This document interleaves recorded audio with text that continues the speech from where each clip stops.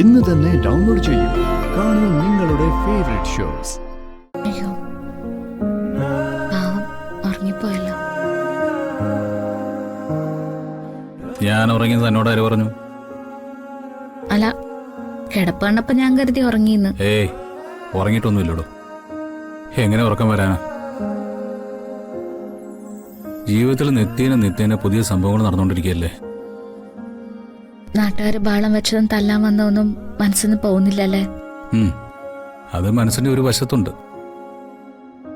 പക്ഷേ അതിന്റെയൊക്കെ അപ്പുറത്ത് താൻ നടത്തിയൊരു പ്രകടനം ഉണ്ടല്ലോ, അതാ കിടക്കുന്ന എന്റെ മനസ്സിൽ. എന്റെ ഭാര്യ എനിക്ക് വേണ്ടി പോരാടുന്ന ഓർത്താ പിന്നെ എന്തിനാ എനിക്ക് ദുഃഖം? ഇങ്ങനെയൊക്കെ ചോദിക്കുന്നുണ്ടെങ്കിലും മുഖമൊന്നും തെളിയുന്നില്ലല്ലോ. എനിക്ക് എങ്ങനെ സങ്കടത്തോടെ കാണാൻ പറ്റില്ല, എന്തോ പോലെ തോന്നുക. അതിനിപ്പോ എന്താ വേണ്ടേ? ഞാൻ ചിരിക്കണോ? അങ്ങനെ കരുതിക്കൂട്ടി ചിരിക്കൊന്നും വേണ്ട. ഉള്ളിൽ സന്തോഷം ഉണ്ടെങ്കിൽ ചിരിച്ചാ മതി. എന്നാ ഒരു കാര്യം ചെയ്യ, എന്നെ ഒന്ന് സന്തോഷിപ്പിക്ക. സന്തോഷിപ്പിക്കാൻ ഇപ്പൊ എന്താ ചെയ്യാ?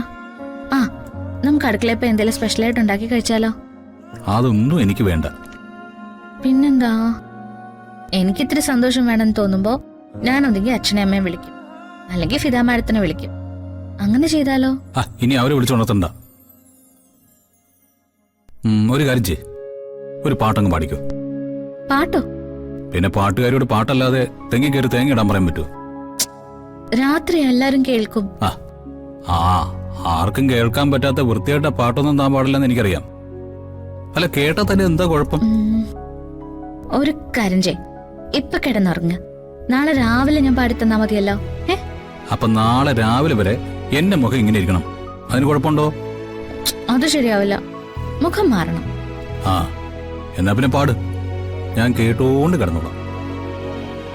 ദൈവമേ, എന്റെ കുഞ്ഞുമോനെ ഒന്ന് ഉറക്കാൻ ഏതാ ഇപ്പൊ ഒരു താരാട്ട് പാടുക? കിട്ടി.